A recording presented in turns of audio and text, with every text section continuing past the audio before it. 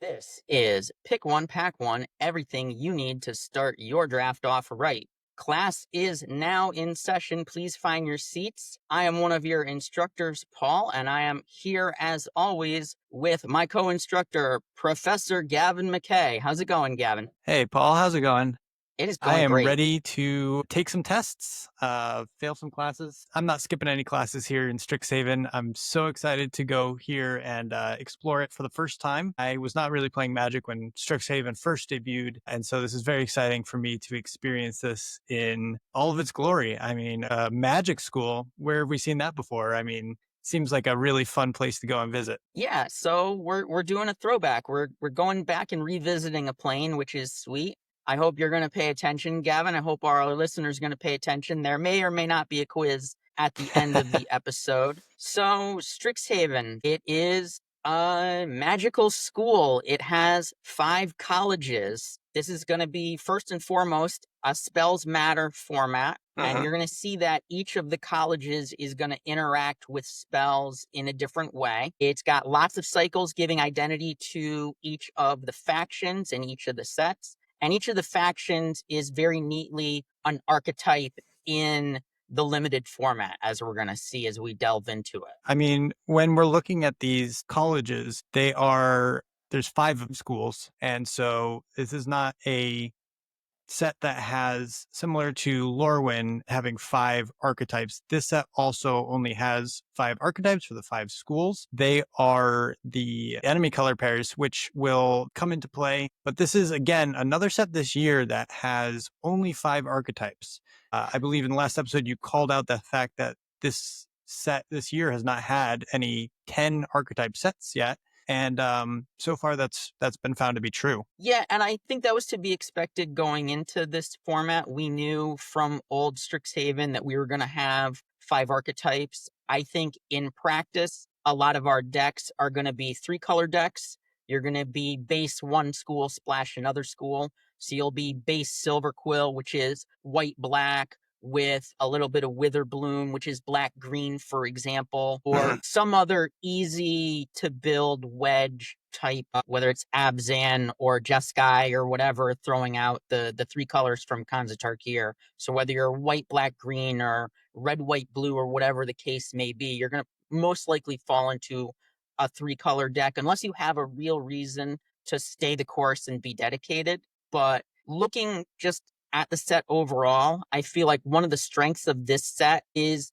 kind of how wide open each of these archetypes feel. Like the whole set is a Spells Matter set, and every archetype is Spells Matter in a different sort of way, but there's enough overlap there that, like, even though there's only 5 archetypes, I don't feel like people are going to be stepping on each other's toes as hard to get the playables they need for their decks. Because I feel like there's going to be plenty to go around just because the theme of the set is so open-ended, for lack of better words. You know what I mean? So there'll be not multiple choice. It's a little more, do an essay on what your colors it's a little more doing. fill in the blanks. Witherbloom is kind of the one exception to that, which we'll talk about. Witherbloom is going to be kind of a little bit of its own thing that we're going to need to mold our deck around to make work most effectively. But we'll talk about that when we get to that archetype. So the first thing we want to look at is stats.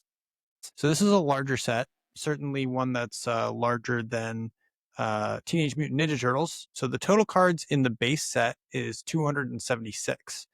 With the Mystical Archive and special guest cards that are going to be in all of these play boosters, that brings the number up to 341. So we're definitely seeing this as a larger set. This is a full complement of cards. And if we're just comparing apples to apples here, this set is structured in a way that has a lot more spells than it does creatures, which is unusual for a set, isn't it, Paul? It's definitely unusual. It's cool to see that we're doing a little experiment. You know, we have Spells Matter. We also have, as we're going to see, we have creatures that come with spells attached. So there's some neat stuff happening in this set. I'm excited to see how it plays. My first impression is that this feels a lot like Avatar: The Last Airbender, but we'll see how that plays out in practice, whether that's the case. Avatar had 158 creature cards. that did not have any spells attached. And Secrets of Strixhaven has 138 creature cards, and some of those creatures have spells attached. So when it's all said and done, we're looking at about just a little over the majority of the set, like almost half of the cards or a little bit more are spells or non-creatures. Yeah. So I guess what I that's a was trying significant portion. Yeah, I guess what I was trying to say is that the archetypes being only 5 archetypes, but in a way that feels like it's gonna work correctly, large set, not having archetypes step on each other's toes, that sort of thing. This one's gonna be obviously more spell focused, Mhm. and it's a little more open-ended than the like 5 very specific bending abilities that we Right. had in Avatar, although some of those abilities played great with each other. You know, air bending and water bending were sweet to have in the same deck. There were a lot of Yeah, really cool synergies you could find there by using those. So absolutely. I think Well, that's going to be the so case here. There's going to be a lot of cool cross school synergy that's going to make for hmm, some really interesting gameplay. So that's what I'm excited about, particularly. yeah, I can't wait to dive into this set. And I really think that there's been some strong character development in this set. I realize that in Lorwyn, some of these face characters that we saw in Lorwyn are coming back in Strixhaven as a featured character, a legendary character. So we're seeing sort of the continuation of the story of magic in universe magic that is kind of expanding and growing. And it's very cool to see this take on colleges and schools. And I feel like there's going to be a lot of flavorful wins with how the cards play and what you're actually doing with the cards versus what the name of the card is. It's interesting when you have a card that kind of evokes a feeling of this is what uh, preparing for a test would be like, or this is what procrastinating on studying for your final exam would feel like. And then they put it into a magic card. I feel like the flavor of this set is going to be top notch because it's a pretty fun environment to create magic cards for. Yeah. And also flavor and theme wise, you know, it's a return to a setting, and so we're seeing an evolution of that setting and stuff, which is also Absolutely. cool to see. But we're So also let's seeing talk.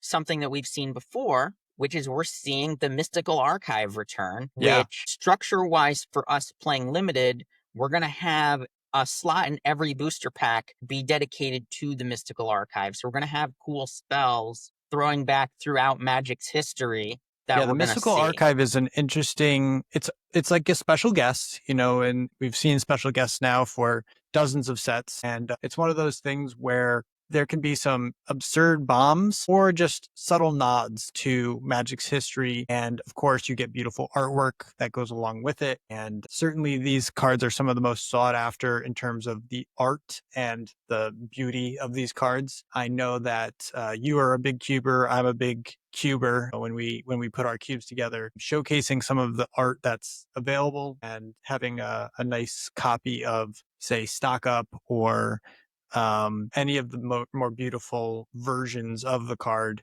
I feel like these are going to be very, very highly sought after. We'll take a look at them a little bit later in the episode in terms of what they're going to actually look like. But certainly the art is, I mean, I think Strixhaven is probably a liberal arts college. They've got a lot of artists there. So, all right, let's talk now about the new mechanics that are coming out in Secrets of Strixhaven. This first one that we want to talk about is a doozy. You want to introduce it? Yeah, so this is kind of the flagship mechanic of the set. This is prepared. My favorite is Studious First Year. This is a 1 mana, 1/1, 1 green. It's a bear wizard, and it says this creature enters prepared. And that means that when it's prepared, you may cast a copy of its spell, and doing so unprepares it. And the spell that Studious First Year comes along with is one that people that have been playing Magic for almost any length of time will be familiar with. It's Rampant Growth, which is a 1 and a green sorcery that says search your library for a basic land card, put that card onto the battlefield tapped, and then shuffle. So this is similar to adventuring, right? Where Yeah. adventuring, you would cast the spell and then you can cast the creature later. This one, you cast the creature first and then you can cast the spell later. Yeah, it's like adventure in reverse. I like that they were clear mechanically on this too, by putting the spell half on the right side of the card text box and not on the left. I think that some of the confusion that folks have had with adventure versus omen versus whatever was that the text box orientation was always that way and there was Yeah. no differentiation. So prepared, they've done a really nice job visually of laying out the card to indicate that it is different than what we've seen. So this is very powerful because just casting this gives you a 2-for-1 and a great mana sink. After, even if you have nothing else to do with the mana, you can cast Rampant Growth, assuming you have the mana to do so and the creature is prepared. There are also ways to re-prepare some of these cards that you would be able to basically cast the spell again later on. We can look at an example of that, which is kind of the flagship card of the entire set, Emeritus of Ideation. There's an Emeritus of each color.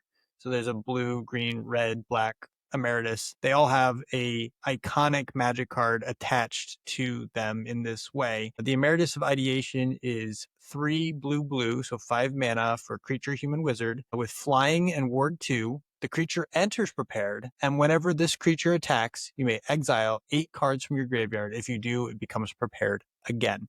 So some of these creatures have a way to re-prepare already built into the card, but some of them do not. You would have to blink it or have it re-enter the battlefield. Gavin, do you Or get recall it the back. sweet spell that this creature comes prepared with? Well, it's kind of iconic. It's one of the most powerful spells ever created and goes all the way back to the beginning of Magic. They said that they would never reprint this card, and so they haven't. They've printed a different card, Emeritus of Ideation. However, it allows you to cast Ancestral Recall, which is 1 mana, instant, target player draws 3 cards. So this is the best, probably the best card draw spell of all time. And so this, for essentially 6 mana, you get to play a 5/5 flying ward 2, draw 3 cards. That sounds like a This bomb to me.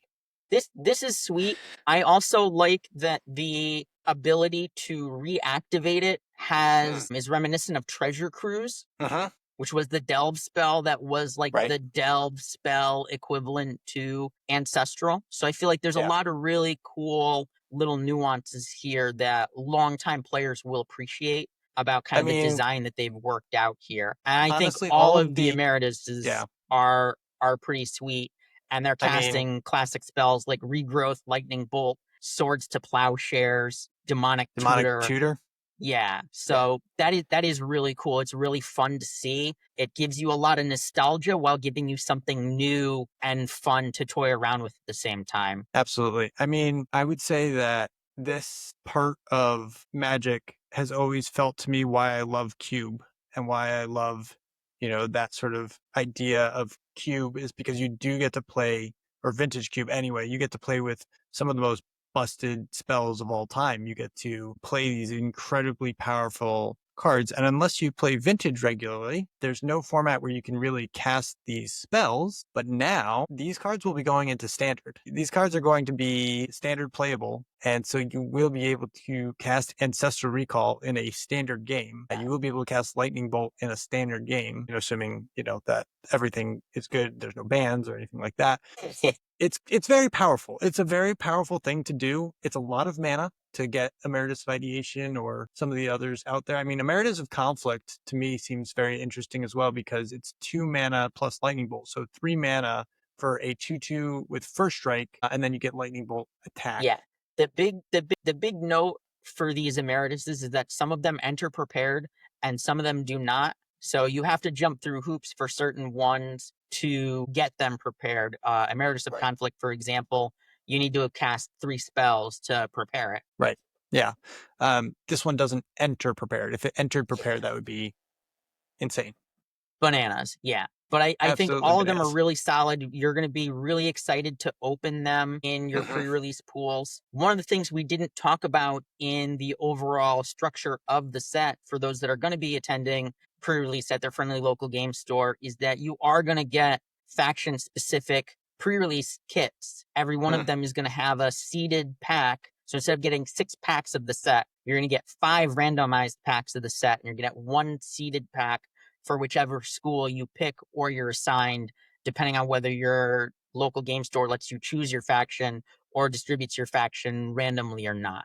So you will be juiced in one particular direction of your pool. I mean, all of these prepared spells, most of them are callbacks to Magic's history. For example, Grave Researcher that we see here, it has Reanimate on it, another incredibly powerful card. But there are some new ones as well. So if you don't know what a card does, or you've never seen it before, or you have any questions, you can read the card. It usually does explain what's happening on the card, but just in terms of historical Magic knowledge and making sure that you are obeying timing restrictions and everything else, you want to make sure that these games and these spells can get a little bit complicated with the stack and everything. Just if you have any questions, call a judge, give your opponents and the people that you're playing against, especially if they're, newer or have questions about it, a lot of grace. It's one of those things where some people have never played with these cards before. And so it's possible that, there are mistakes made or targeting abilities that are different. When you play with powerful cards like this, just give your opponent or a little bit of a break, especially in pre-release. It's going to be one of those things where not every game of Magic is ever played 100% unless, your judge is watching over you all the time. Just be a good sport and make sure that you guys are both having fun. And give yourself a little grace too. These, because there are so many prepared cards, there's 37 by our count. Think of each of these as 2 cards. So that's 2 cards to keep track of the amount of rules, texts, and etc. We're not data scientists crunching the math on this, but I would say this is probably up there with one of the wordiest sets we've seen in a while. Definitely this year, just based on having 2 spells on each card. There's a whole lot of text to have to parse. So definitely spend that time, make that happen, communicate clearly with your opponent, make sure that you're on the right track with each of you about, well, did it enter prepared or do you have to prepare it, and keep your play area marked clearly and things like that to avoid bad stuff happening. What I would say is that if you include these dual cards, these cards that also have spells on them, the grand total of the information that you have to gather and get to goes up to about 400 cards worth of knowledge. So again, it's a very big set where there's a lot of powerful things that can happen. I'm sure no 2 games will be the same, but we're very excited for this set and prepared. It seems like a no-brainer when you think about it in terms of the adventure mechanic already existing, but this is a really cool take on that. I like that it almost feels like the student or the professor or the, college student is actually helping you cast this spell because it's their specialty or it's in their color identity. It's one of those things where it all lines up in my head, and lore wise and flavor wise. It's a really cool mechanic. Yeah, and Gavin, it's in every color. Even if you're not casting Harmonized Trio as your prepared creature, no shame on if you sing out "Be prepared" like your Scar in Lion King, because I guarantee you I'll be doing that at pre-release at least once. Yeah, I mean, I feel like you're going to be drawn to the specific colleges that allow you to sing during your Magic events. Of course. All right, so that is one mechanic that we really wanted to highlight because it's kind of the flagship mechanic. It's the newest and greatest thing that Magic has come out with here, similar to Omen, similar to Adventure, but not quite the same. Be ready for it on your pre-release and be ready for it when you're ready to draft. Yeah. So let's talk now, Gavin, about another kind of new mechanic that's a throwback before we move on to some more kind of faction-specific ones. The next mechanic that we want to talk about is Paradigm, which Paradigm sounds simple, but the rules text is like so crazy convoluted. So we'll talk about first where it came from, and we'll talk about what the actual mechanic is. Paradigm was a mechanic based on the old Epic ability that was on a cycle of spells in Saviors of Kamigawa, which if you don't remember that set and you don't remember those spells, no shame. That set was pretty bad. Most of these spells were kind of bad, but they were kind of cool. And the only one that made an actual deck back in the day, and correct me if I'm wrong, the Enduring Ideal was the only one that really made a splash and constructed in any way back in the day, which this was a 7-mana sorcery that said, search your library for an enchantment card and put it into play, then shuffle your library. But the important part is this had Epic. For the rest of the game, you can't cast spells. At the beginning of each of your upkeeps, copy this spell except for its Epic ability. And the deck back in the day was just trying to cast Form of the Dragon and other lock pieces to try and lock your opponent out of the game and try and win with this combination of enchantments that you had put into play. Sounds so fun to not be able to cast spells for the rest of the game and only be able to cast one spell for the rest of the game. Yeah, sounds Why really was that bad, fun Paul? to not play Magic for the rest of the game. Yeah, I mean, when you get to 7 mana... Paradigm is a new twist on this that is going to allow you to still play the game of Magic. But the rules text and how it plays is going to take a little bit of wrapping your brain around. So there's only 5 of these cards in the set. However, these are some of the bombiest cards in the set. They're obviously extremely powerful effects, and they're all mythic level cards. So it's not like you're going to see them in every pack or even every pre-release. And they're all sorceries, sealed. Correct, Gavin? They're all sorceries. I believe they're all sorceries. Yeah. Yeah. They may all be lessons also. Yeah. So they're all big lesson sorceries. So we'll look at the white one. This is Restoration Seminar. Like Enduring Ideal, it's 5 white. This is a sorcery lesson. And it says return target non-land permanent card from your graveyard to the battlefield.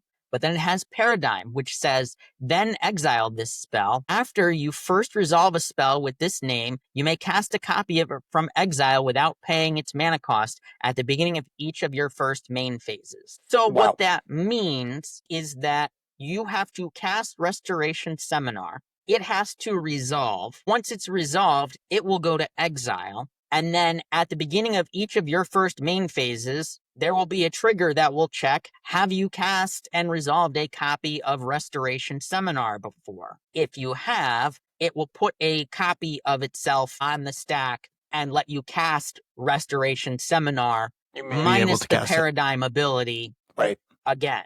Right. So you can't chain these into having multiple in exile, triggering multiple times. Once you've cast one and exiled it, you're only going to have that one triggered ability every turn. But it's a huge ability, so... It is. Yeah. I mean, this effect kind of reminds me of the Virtue series back in Wilds of Eldraine, Virtue Persistence specifically, which is also a 7-mana enchantment and had every turn you reanimate something. The thing is, this seems like, in Limited anyway, just the ultimate value machine, and all of these spells seem like they get value immediately when you play them, but then also they recur that value on each of your next main phases.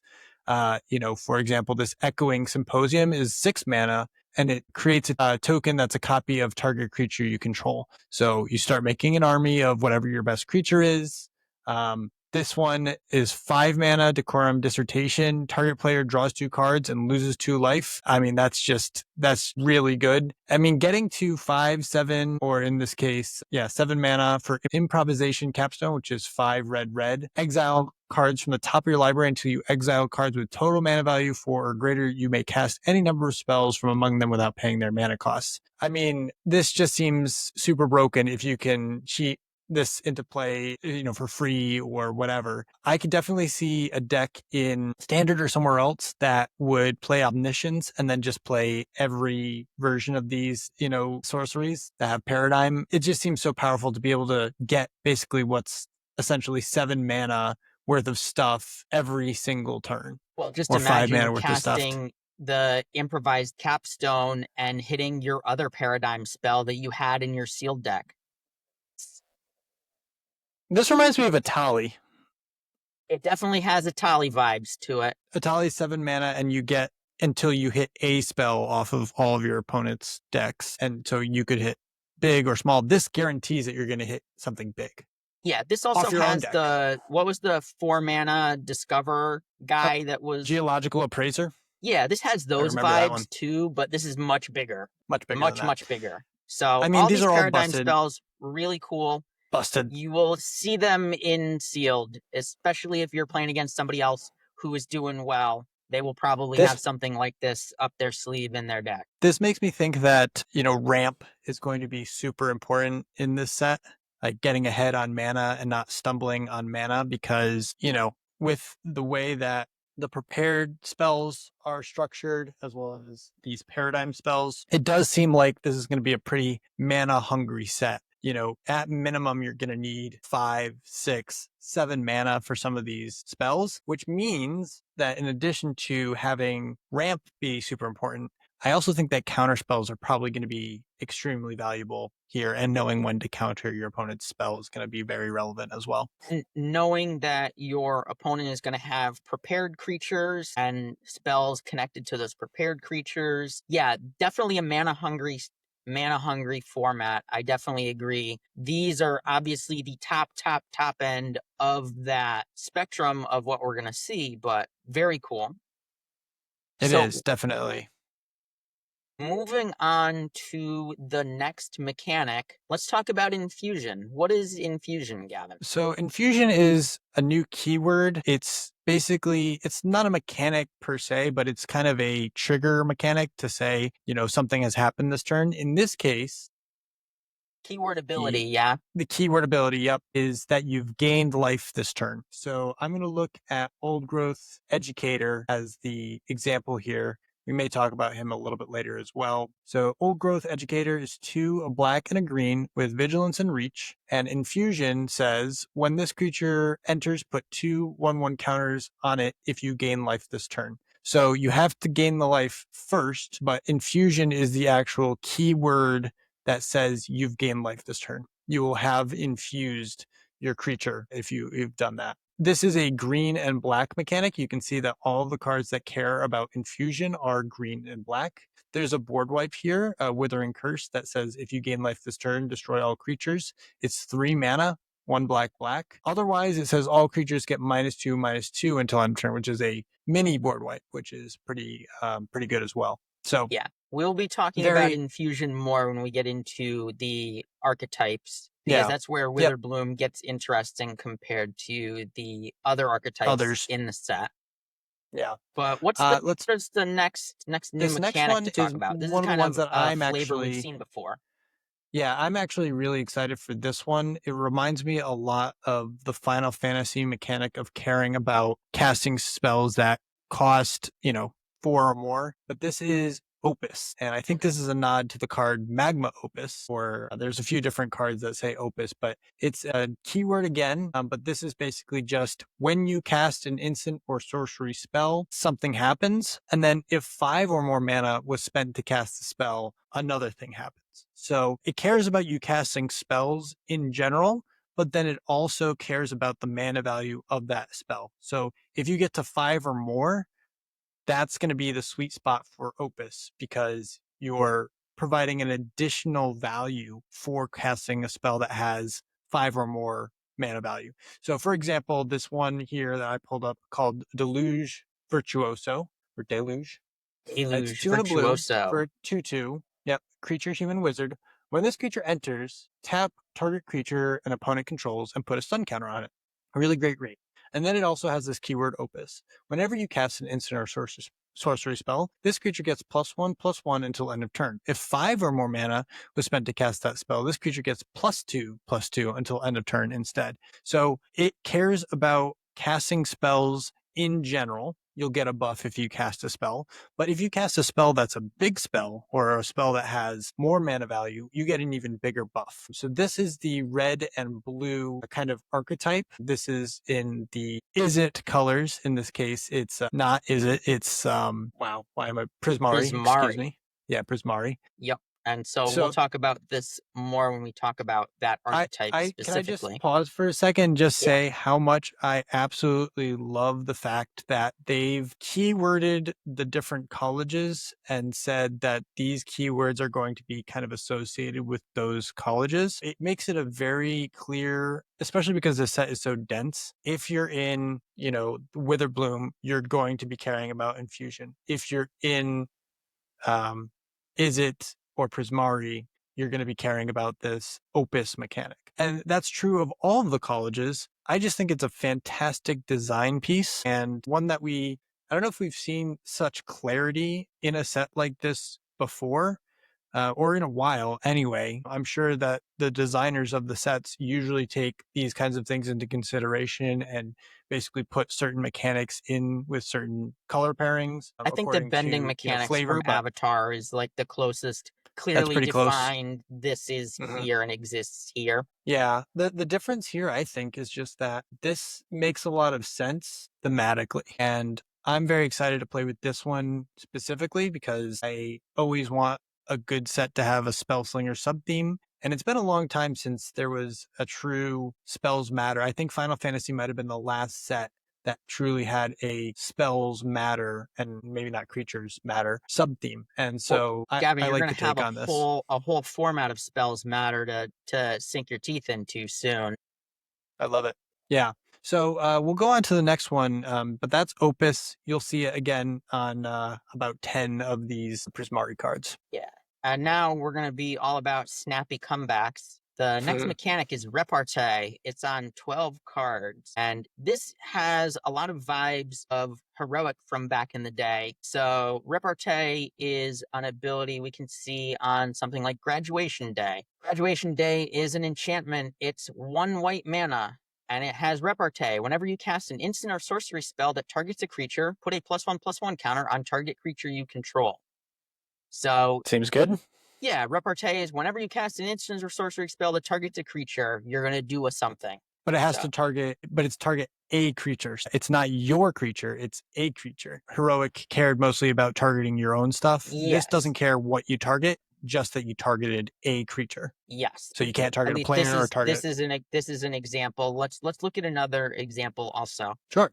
Absolutely. I mean, this is in the College of Silverquill. Silverquill, which is black white. You want Inkshape Demonstrator Yeah, or Lecturing Score that one looks great. So Inkshape Demonstrator is 3 and a white for a 3/4 Elephant Cleric. It has Ward 2.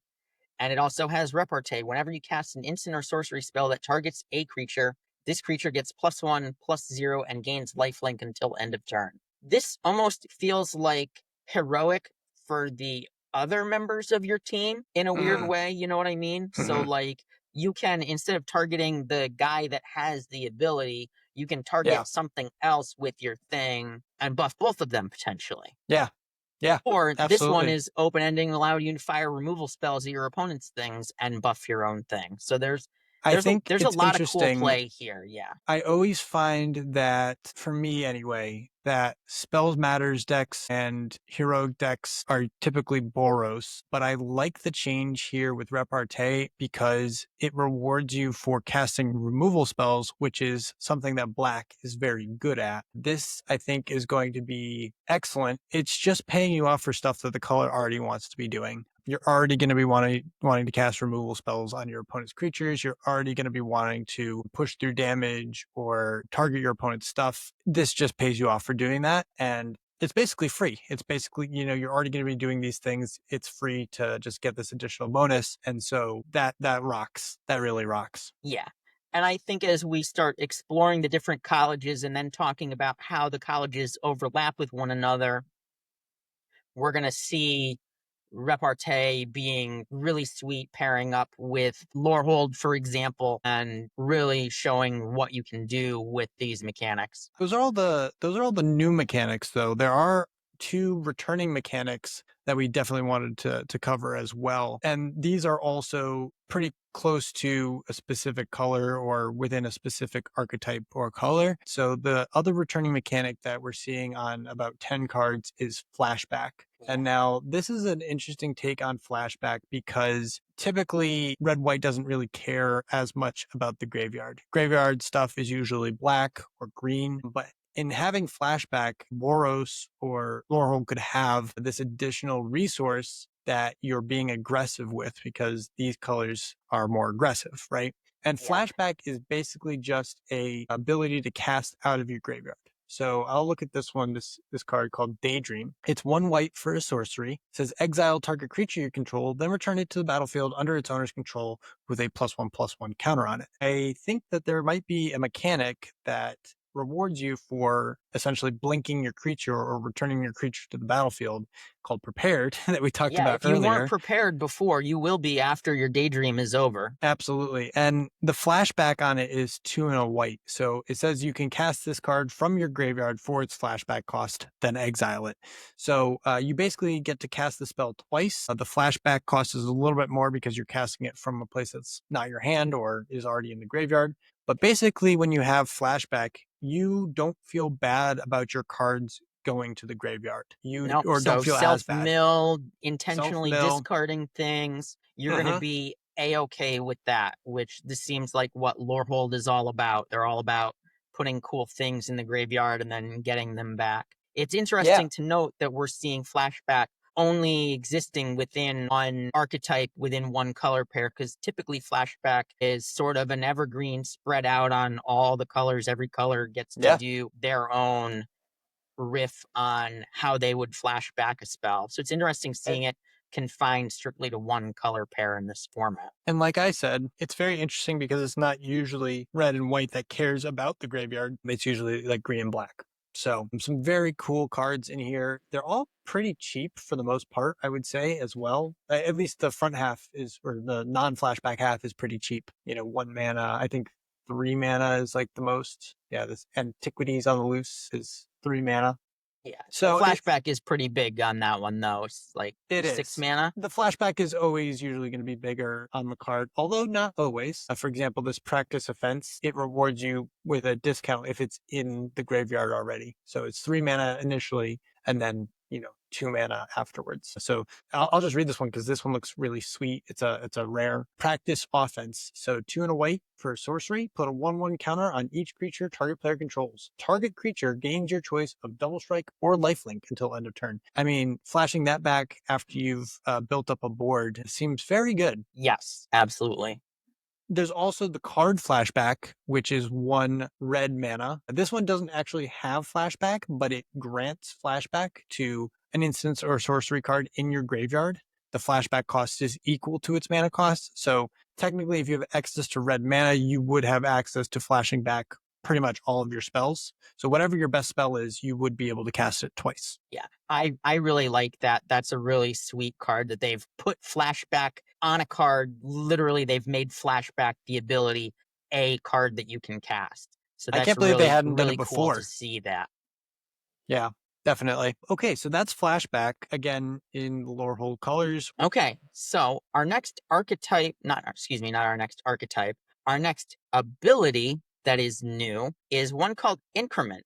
This is kind of a vibe similar to Evolve that we've seen in the past, but instead of caring about power and toughness of creatures entering the battlefield to grow your things, this is caring about the mana value of the spells that you're casting. So our example here of it is on Cuboid Colony, which is a creature insect with flash, flying, and trample. It's 1 and a green for a 1/1 insect, but it also has Increment, which says that whenever you cast a spell, if the amount of mana you spent is greater than this creature's power or toughness, put a +1/+1 counter on this creature. So this is a really interesting mechanic because you're casting spells naturally, and then the increment keyword just says, look at the mana value of that spell. If it's larger than the power or toughness of this creature, have an effect.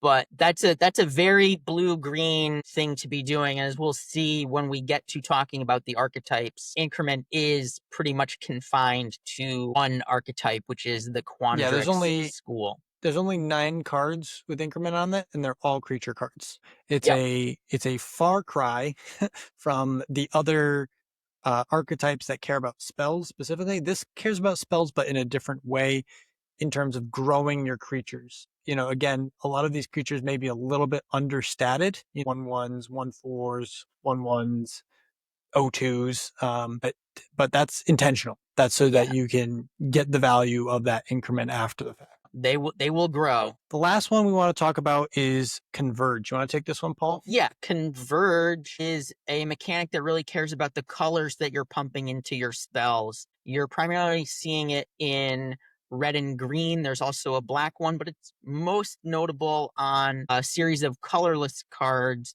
that are called archaics, and they're all creature type avatars. And the Converge ability just says that they enter with a +1/+1 counter, or they do something else based on each color of mana spent to cast the spell. Yeah, this one Together as One seems like the most interesting to me because it's a huge payoff for casting or being 5 color. Together as One is a sorcery for 6 mana, colorless mana, so you can spend any color that you would like. But it says Converge, and it says target player draws X cards. Together as One deals X damage to any target, and you gain X life, where X is the number of colors of mana spent to cast this spell. So at maximum, it deals 5 damage, you draw 5 cards, and you gain X life. So that's really sweet for 6 mana. At worst, maybe it would be, deal 2, probably. I mean, you're I probably, think if by the you've time built you're your ready to deck cast right, this, the you're going to floor on this is always going to be 3. And I 2 or don't know that 3, you'd yeah. want to cast it for less than 3, unless you're in Right. a really bad way and you're really mana But screwed. still, you're still dealing, probably in minimum 2 or 3, gaining 2 or 3 life and dealing 2 or And 3 drawing that many damage cards. Yeah. and drawing that many cards, right? The thing that is interesting about this as well is it's any target.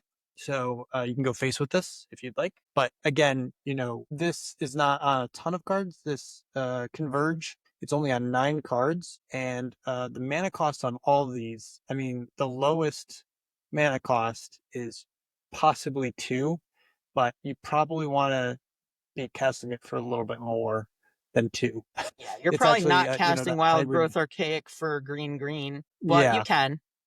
you can. That is You can. that is an option available to you. But yeah, this is sweet for everybody who's looking to play 5 color at your pre-release. Look at these cards early.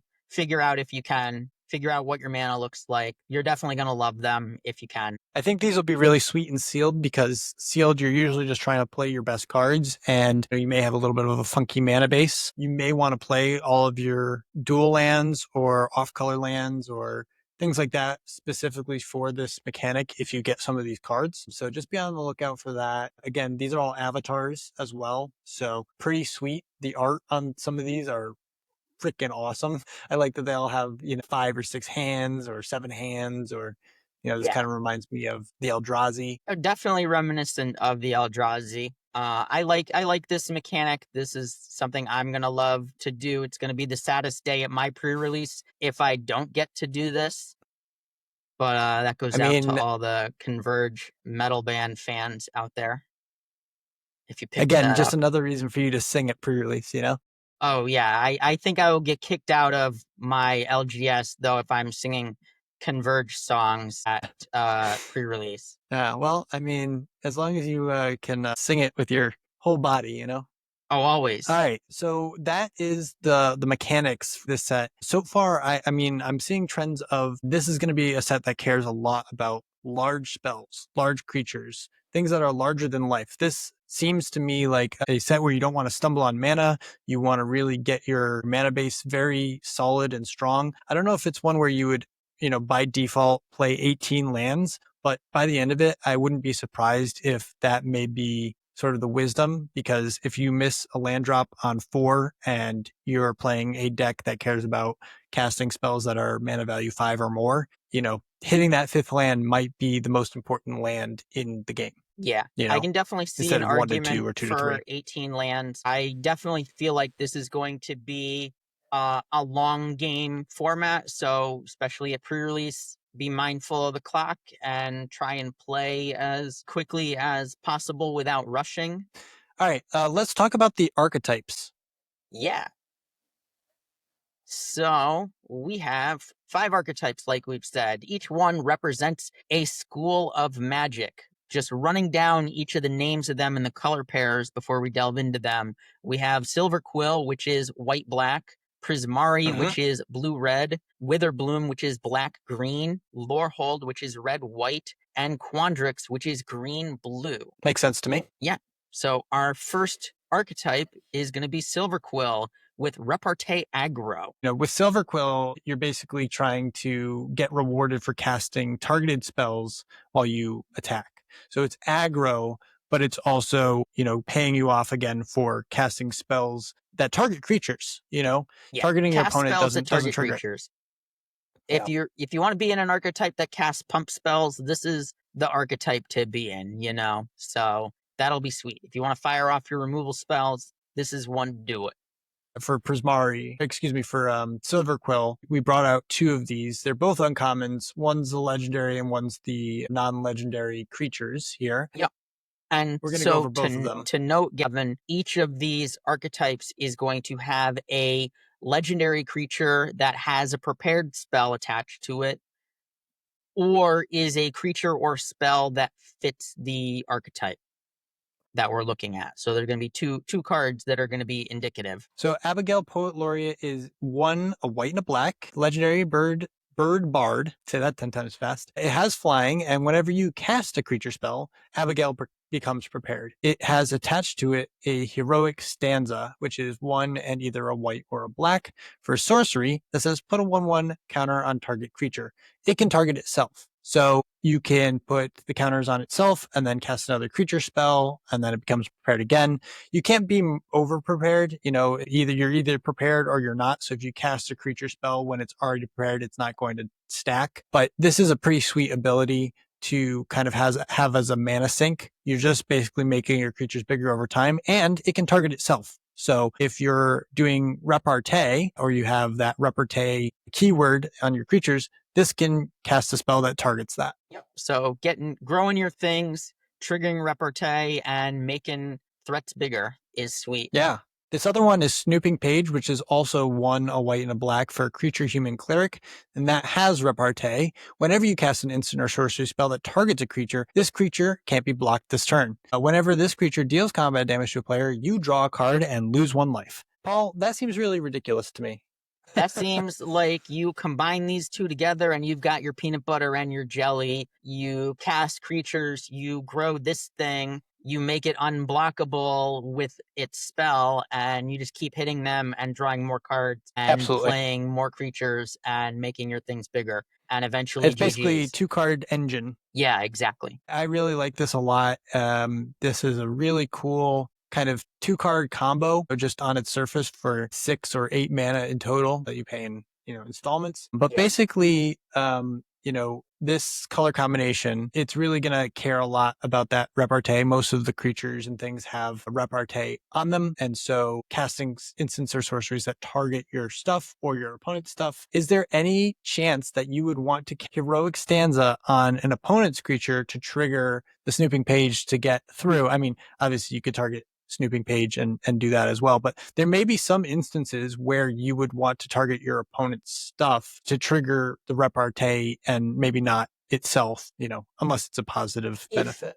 I don't recall off the top of my head, but if there's a removal spell that cares about power or toughness being greater than a certain number, I could definitely see casting the stanza on an opponent's thing just to allow you to be able to target it with your removal spell. So there's definitely utility there to keep just remember that repartee cares about any creature, not just your own. Yeah. So let's move on to Prismari. Yeah, Prismari. This is that Opus spellcasting that we were talking about before. So you load your deck up with instants and sorceries and paint the battlefield red and blue. Fire off cheap spells and get a show-stopping bonus for spending 5 or more mana on your Opus. So I think these are the artists, these are the painters, these are the creatives. Certainly red and blue is a very creative color. And so the 2 signposts for this are a Sonar Unfinished Genius, which is a legendary creature, goblin sorcerer. 2 mana, a blue and a red. Sonar enters prepared, and then you can tap it to create a treasure token. Activate only if you've cast an instant or sorcery spell this turn, and has the sorcery attached to it in prepared called Wild Idea. Wild Idea is 3, a blue and a red for a sorcery that says search your library for an instant or sorcery card, reveal it, put it into your hand, then shuffle. Sonar is an 0/4. What do you think about this, Paul? 2 mana 0/4 is pretty okay. Entering prepared, great. We're going to be able to have our Wild Idea, which it is a 5 mana value spell. So if we want to Opus, this is a great way to Opus and then Opus again, because we can re-prepare this. Right. You can also use it to create treasure tokens that will help you cast the Wild Idea as well. You would have to cast something else beforehand to do that, but certainly this is not unthinkable. Basically, if you're casting a 1 mana spell or you're casting a 2 mana spell, it basically pays for half of it because you can create treasure on the back end by tapping it. So, and again, you can do that at any time. If you're casting an instant spell on your opponent's turn, you cast the instant spell and then you can tap it while still holding it up as a blocker. Yeah.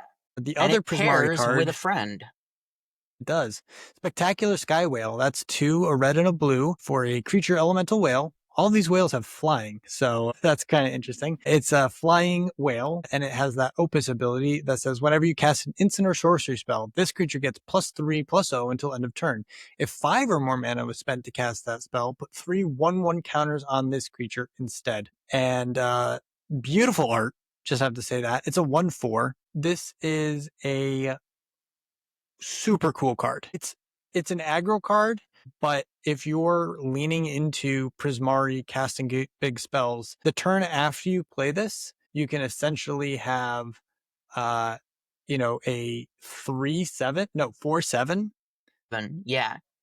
That's sweet. I like this a lot. This is 4/7 doing kind flying. of everything I would want to do in this format, Let's think about this, because if you play Sonar on 2, you cast another spell on 3, create a treasure on 4, cast the whale, and then use your Wild Idea. They just combo so well together. They just play so well together, and it just kind of feeds one to the other. Yeah, This the is going to be your signposts big in this beater. format, Gavin, in particular, I feel like they really, really play well together with the mechanics that they're trying to highlight here. So I think it's really I'm pretty cool. sure And I there think are it's something to some. note. If you have these, definitely lean towards putting them together in your deck. I feel like there are some colors that just cannot even deal with a 4/7. I mean, if you're in blue, you can bounce it maybe, but I mean, unless you're in black or have an exile removal spell. I mean, I'm not saying that there aren't ways to deal with it, but 4/7 is a huge body. 4/7 is You're not going to going be to a be huge body. burning So that, yeah. Damage based removal is basically gone after you've triggered this once. Yeah. This is an answer on site card potentially. Yeah. But well, the thing is too, it also gets +3 whenever you cast an instant or sorcery spell, just baseline, yeah, So even if it it's can not hit 5 hard. mana, if you're casting a pump spell, if you're casting a removal spell, you've got a 4/4 whale coming right at your face.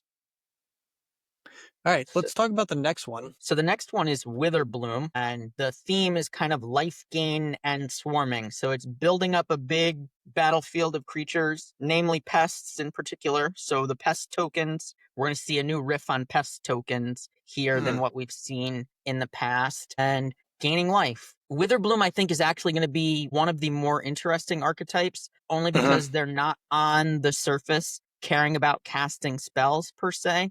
They're caring about, have you found a way to gain life this turn, whether that's casting spells or activating an ability of some kind or dealing damage with lifelink or something like that. And so we'll see just from our first example, Lillywin Exchange Student is a legendary creature elf druid. It's 2, a black and a green for a 3/4.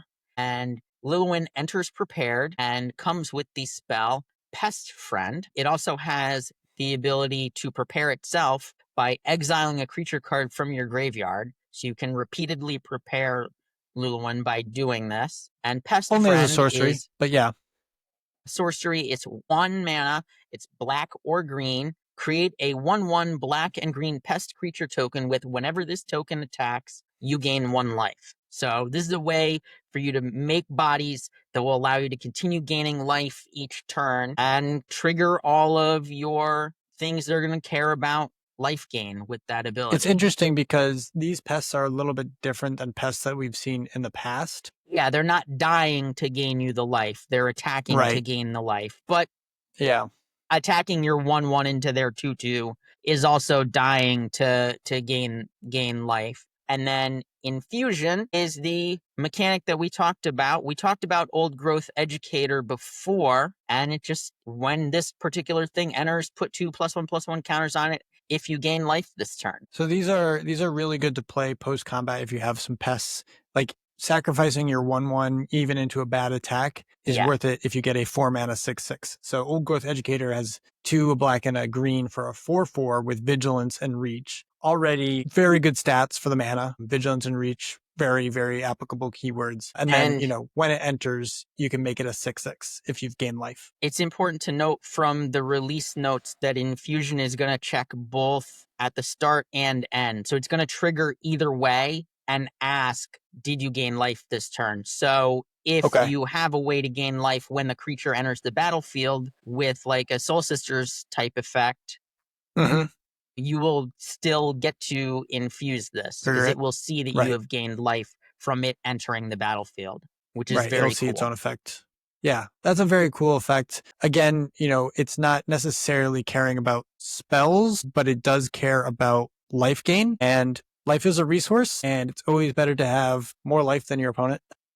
Yes, and you're gonna see lots of shenanigans with this. I think when we get to calling out specific cards in general to talk about, there's a card in particular that I think is gonna be an engine that helps the Witherbloom deck really do its thing. So absolutely, I'm excited for that archetype in general. I think that one's gonna be a lot of fun. The next one is a riff on red-white that we have not really seen very often. The original Strixhaven was the last time that we saw red-white kind of doing this sort of thing. So tell me about Lorehold, Gavin. Yeah, so Lorehold is flashback excavation. We hinted at it earlier, but it basically means you want to fill your graveyard, then dig it back up again. So when cards leave your graveyard, you'll uncover the power for history making place. So like we were saying earlier, leaving your graveyard could be anything like flashback. It could be returning a card from your graveyard to your hand. It could be returning it to the battlefield. Basically, it's using your graveyard as a resource in addition to your hand. So that way you kind of get the double value there.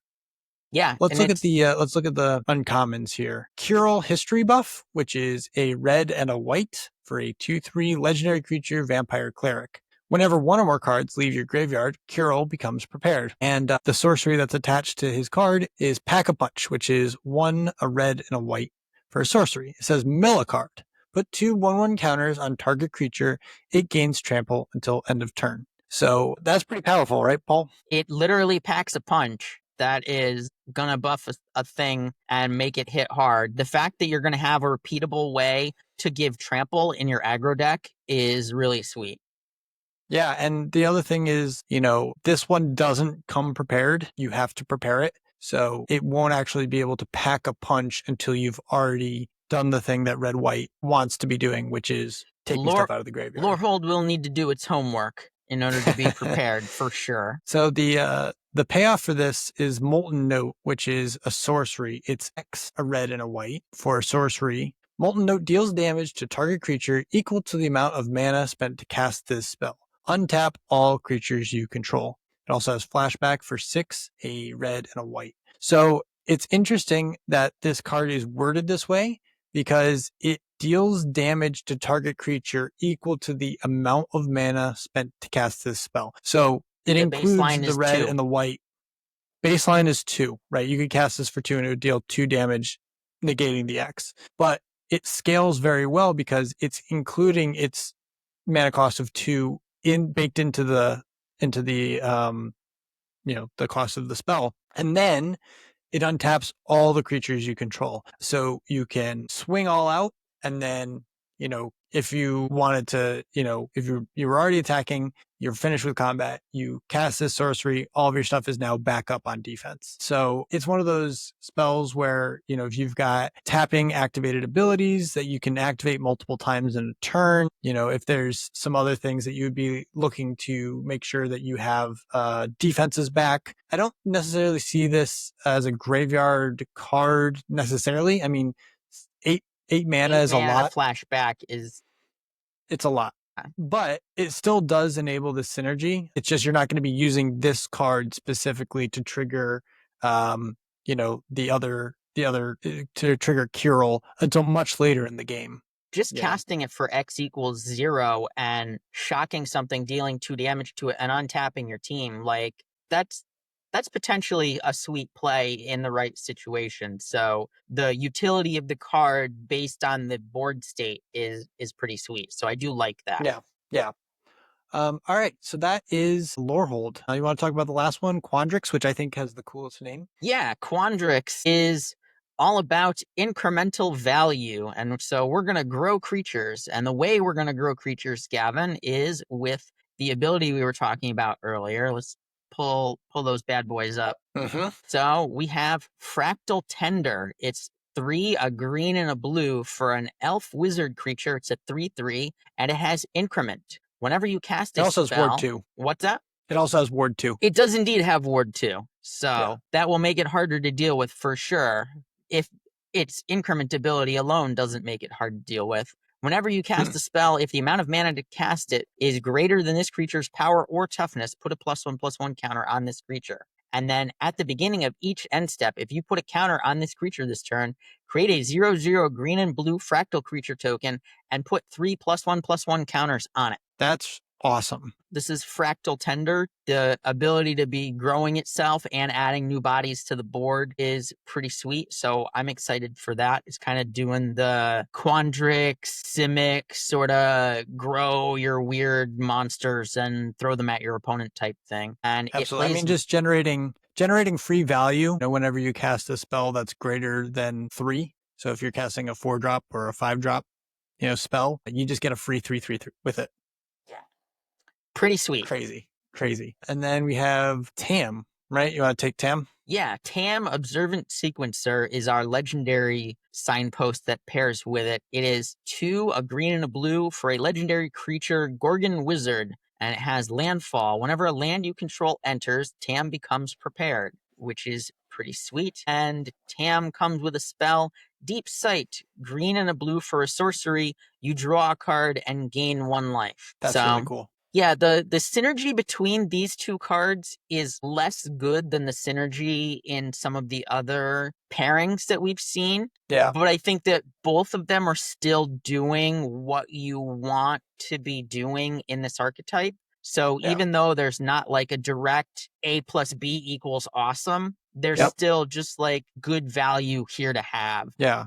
Well, I just think that this archetype, Quandrix, is going to be caring about, again, the mana value of spells. And if there's one thing that I know green and blue to be good at, it's getting additional mana. and being able to play those. Yeah. And so I feel like this is going to be an extremely value forward engine where you'll be able to cast your spells before your opponent maybe, and that may give you the advantage and the edge. For sure. So those are the archetypes, yeah? Yeah, those are the archetypes. Let's talk about specific cards that have caught our eye about this set, and let's chat about how we feel like this set is going to play out. We've touched on how this is going to be like a potentially longer game set to format to be playing your big haymakers and winning the game via big haymakers potentially. But there's more going on than just that. Yeah, absolutely. We can talk about some cards that we're really interested in. But before we do that, Paul, I actually wanted to talk about the Mystical Archive. Okay. Because that is the bonus sheet here. It's 65 cards, and some of these spells are incredibly powerful and will basically win you the game on the spot. You can just look at all of these cards that we have showing on the screen here. Everything from Chroma's Will, Cyclonic Rift, even Armageddon is in there. I mean, Yeah, That's, Berserk is there if you need a trick that's going to end the game. I mean, Triumph of the Hordes, that's That's a way an to end the game. Yeah. incredibly powerful effect. I do see Brain Freeze in here. I don't see Underworld Breach, so no Brain Freeze, Underworld Breach, but still a very powerful and iconic card. Yeah. Expressive Iteration, Empty the Warrens, Pongify, Reprieve. And you're I going to mean, get a the mystical list goes archive on. card in each of your packs. The Yeah. drop rates of this, I'm under the impression, are a lot lower for the higher tier rarities than they were in OG Strixhaven. So it's going to be a lot less likely that you're going to see the rares and the mythics, but when they show up, they're going to be pretty backbreaking when they do. But the Yeah. uncommons that we're going to be seeing a lot of are also pretty sweet. So I see banned in Monstrous Rage in standard in the there. past, Monstrous Rage, things like that are in here. I see Feed the some Swarm is an excellent removal spell. I see some more recent reprints as well. Everything from Stock Up, Repel Calamity, Hop to It. These are all things that have been in recent sets, specifically Bloomborough. And so seeing them here again is really great. I also see that some of them are lessons. The Shared Roots, for example, is a lesson. I Yep. know the lesson deck is very popular in standard. So just getting some more treatments for that and being able to have access to these very powerful effects. Again, it goes from uncommon rarity all the way up to mythic rarity. And the Yep. mythics, being basically win the game cards, more or less. I mean, Crackle with Power, I know that that's a very powerful spell. And if you're going to be in red in any way, shape, or form, this can just win you the game on the spot if your opponent doesn't have a counter spell. You board stall until you get, X damage. So in this Mana. case, it would be 8 mana. That's game Two right times there. 5 is 10. If they're at 10 Yeah. life. Yeah. I mean, it just seems like such a fun set to have these very powerful cards in it. Yeah. I And like the bonus sheets that they're doing. there's even a Force of Will. Like, holy crap. Yeah. Strixhaven's original Mystical Archives is kind of the modern reintroduction of bonus sheets, if memory serves correctly. I mean, Time Spiral is arguably the original bonus sheet format.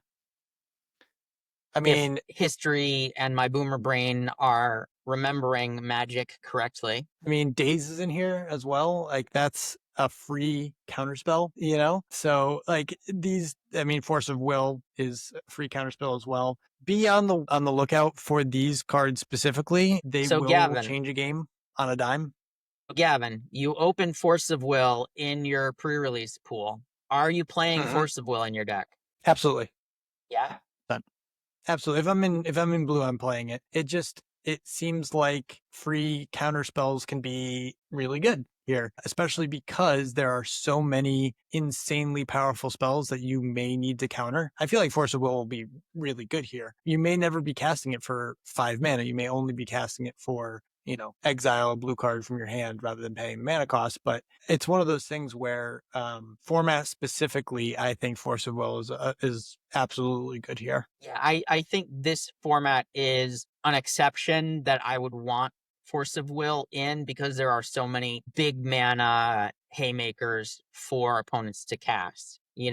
This is very much you're casting your Emeritus before you even get to go off with the spell that comes prepared with it. Let me counter that. Goodbye, go away. I mean, even cards like Armageddon, that destroys all lands, you can definitely make this asymmetrical, especially in the late game where, when the Armageddon is going to happen and your opponent does not. Let's say you both have 6 mana and you were able to float 2 additional mana and you haven't made a land drop for the turn. You float all your mana, you cast Armageddon. Now you have 3 mana to work with basically, and your opponent does not. That can swing a game. Again, I don't know if it's the most fun thing to do. It's probably more fair in limited than in other formats. Like if you're playing this in Commander, that's definitely feel bad and your opponent may get pretty salty. I think your opponents are going to get real sport, salty and limited also, but no doubt. I mean, I'm not how many advocating chances for are it. you going to have to say that I cast Armageddon in a game of Sealed? I would be doing this I would be doing this just to say that I did it. I mean, the real crazy thing would be if they cast Cyclonic Rift in return, and then all of your stuff got bounced, and then the Their spell board resolved, stayed and behind. Yeah, their that would be board stayed real behind. rough. Anyway, all this is to say, this set is shaping up to be an all-timer for sure. I know there's a lot of people who are extremely hyped specifically for this bonus sheet. I think this bonus sheet, this Mystical Archive Part 2, is just a great idea on Magic's part. This is a great setting for it. If you're thinking about college, like you're learning archaic knowledge, you're learning about the history, you're learning about what makes Magic so fun and what has been so fun throughout the years. It also lets them reprint fun cards or insanely powerful cards. Yeah, it's a great place to have reprints for things that we haven't seen in a while or haven't seen a reprint of before. Right. So that's Right. very cool. Definitely. Okay, so now let's talk about some cards that we think are going to be good in this set. So maybe some sleeper picks, something to keep your eye on and maybe look out for in your pre-releases. I'll go first. There is a card called Thunderstorm Soloist, which is here. A Thunderstorm Soloist is 1 and a red for a creature dwarf bard with reach to 1/3, and it has the Opus ability that says whenever you cast an instant or sorcery spell, this creature deals 1 damage to each opponent. But if 5 or more mana was spent to cast the spell, it deals 3 damage to each opponent instead. This is a very cool creature. It's got reach, which is just a bonus, but this is a, what we affectionately call a pinger for paying you off for being in spells. I mean, the fact that you can deal 3 damage if the spell is large, I think is going to maybe swing some games. Absolutely. Yeah. This in your spell slinger deck is going to be sweet. You're going to be. It's a good thing they made it an uncommon and not a common, because I feel like people would just load up on the Thunderstorm Soloist and too good, especially having reach, being able to block those inkling tokens. Yeah, absolutely. Do you want to take the next one? Yeah, so the one that really stood out to me was for the Witherbloom archetype. This is Bogwater Lumerat, and we were talking about needing ways to gain life to get your engine going. This is a 2-mana 2/2. It's black-green for a spirit 2/2 spirit frog, and whenever this creature or another creature you control enters, you gain 1 life. So triggering off itself, entering is great. Other things, entering is awesome. You're going to be able to infuse everything you want with it. It's a common, so you're definitely going to see plenty of them. I would say pick them early, pick them often when you're drafting and you want to play this format. They pair nicely with your 4-drop Tree Folk. So your 4-drop Tree Folk won't be a 4/4, it'll be a 6/6 every time you drop it, as long as you have this in play and it resolves. I think it also has some of the coolest flavor text here. You will hear rumors that licking Lumerits grants prophetic visions. This is untrue. Please refrain from licking the Lumerits. With the Bloom Student Handbook. It's just like, Soul Sisters, but again, in this black-green combination seems very good. Yeah, Soul Frogs. Soul Frogs. So the next one that I wanted to talk about was Abstract Paint Mage, which it is 3 mana, but they're all colored mana. So it's blue, a blue-red hybrid, and a red. So it's a 2/2 creature, Djinn sorcerer. At the beginning of your first main phase, add blue-red. Spend this mana only to cast instant and sorcery spells. I mean, we just talked about mana ramp being super important. This is mana ramp in the colors that care about casting big instants and sorceries. And it kind of, I don't want to say it pays for itself because it's only instants and sorceries that it cares about. But if you see this thing come down on turn 3, next turn they'll have access to 5 mana. So you're going to be next very turn they'll have access to 6 mana. 6 mana, excuse me. Yes, you're right. Big spell a coming for sure. Yeah. It's interesting to note too, Gavin, that the Paint Mage is part of a cycle of cards that have their 2-color from the school and then a hybrid in the middle. There's one of each of those. We didn't talk about them in depth, but it's interesting to note that that's another cycle that exists. It's interesting. There's so many cycles in this set, and I absolutely love it because it makes things so easy to kind of categorize and know what belongs where. For a 5 archetype set, it just feels like they're going the extra mile to make it extremely clear what is going to interact with what and how those are actually going to be. I think it'll make it really easy for newer players as well. Let's say somebody loves TMNT everything and they being just got into cycles Magic. and being confined to archetypes pretty naturally makes it a lot easier for you to navigate a draft if you're trying to navigate in easy mode and just pick a lane and stick in that lane. It's going to be really easy for you to figure out what lane you're in and staying in that lane, you know? Yeah, like I was saying, if you're newer to Magic and this is your first foray into maybe an in-universe set, maybe you got in during Teenage Mutant Ninja Turtles and you want to play more, it makes it very easy for you to come in and know kind of what these cards do because of the keywording on them and the ability for them to actually just be in that archetype.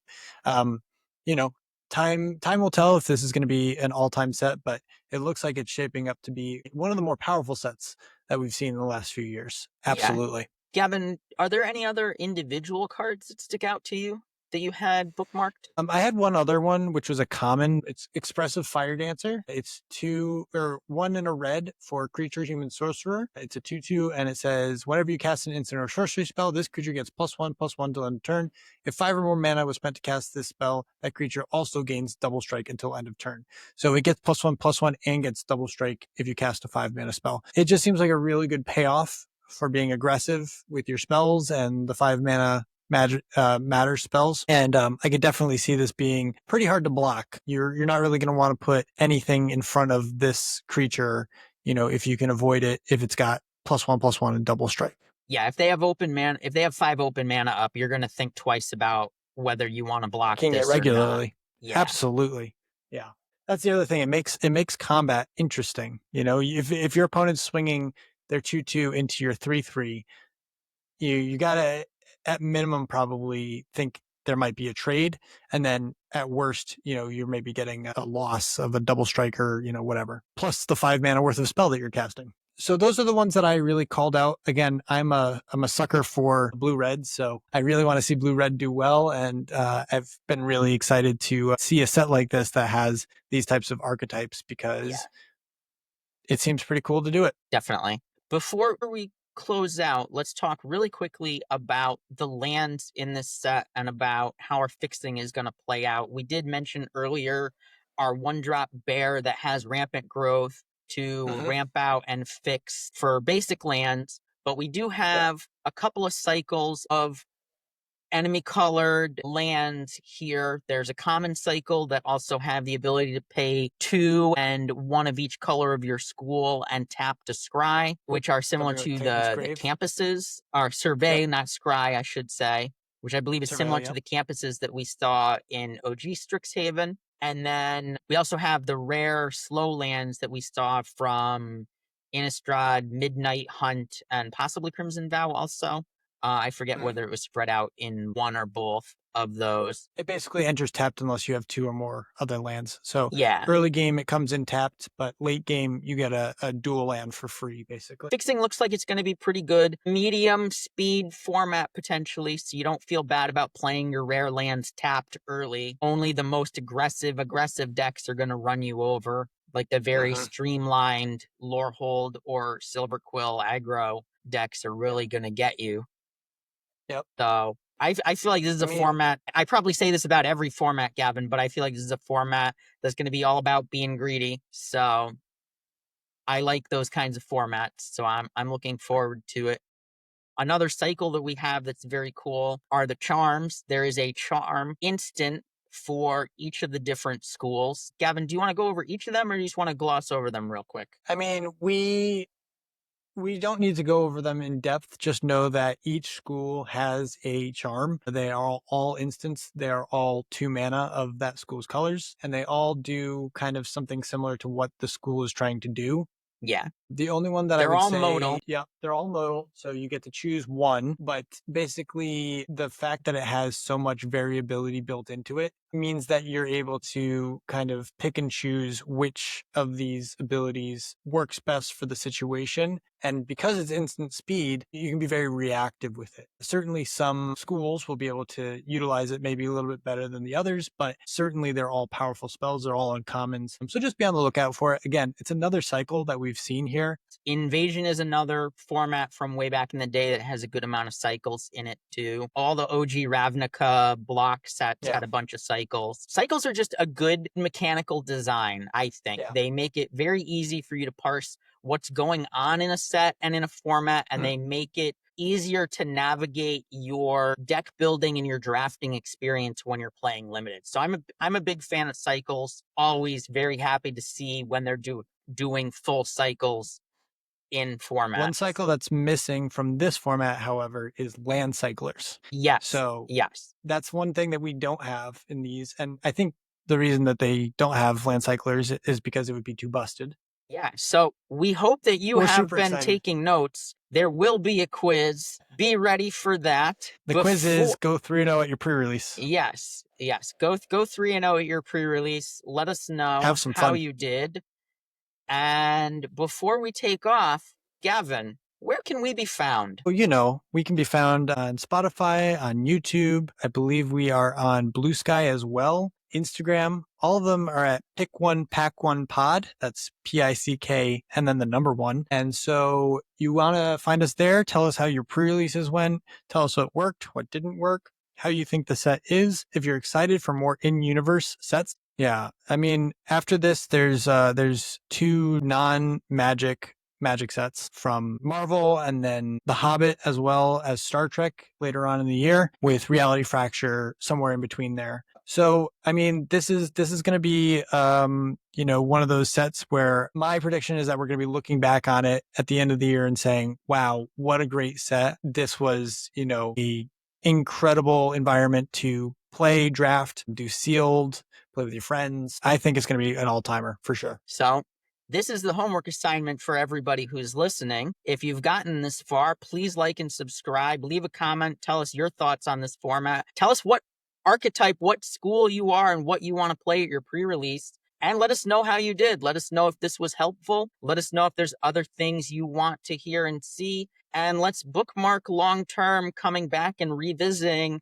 at the end of the year. Was this a format all-timer, somewhere in the middle? What do we think? Where is this going to stack up as far as the year goes? I've been very high on all of the in-universe sets versus the Universe Beyond sets just in general. So I'm hoping that we will continue to see and experience good things with these in-universe sets. Absolutely. And with that, we're going to pass the turn. We're going to move to our end set, pass the turn, and we'll see you guys on the next one. Happy studying. Bye.